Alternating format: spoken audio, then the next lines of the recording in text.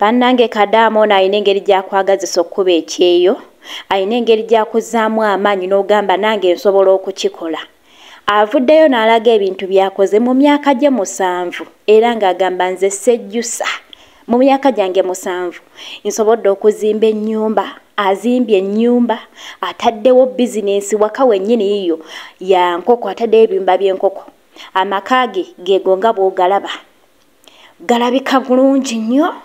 Mu butuufu akwagazisa okkuba ekyeyo. Singa tetugwa ku gino emizingiriiti gy'abantu egituze emabega nga bahasolazi ne girya ssente zaffe, buli omu yalibadde asobola okutuukiriza ekiruubirirwa kye. Ne bano abafamily members abatulyako obusente bwaffe mu butuufu, singa tebabulya ne bakola kye tubagambye okukola, singa buli Kadaama ali wala, singa bakadaama ffe tukyasinza obugagga mu Uganda.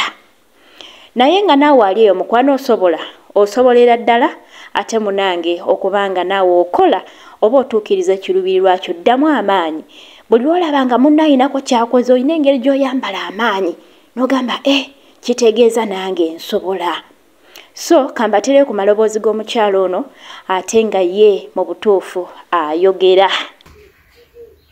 Kati nze ndi wange ekyeyo n'akinyuse dda, ndi wange kati nteredde,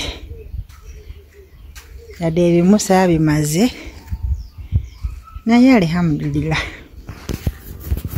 nze nazeeyo emyaka gyange 7 gye nkubidde ekyeyo, bino bye nsobodde kufunayo.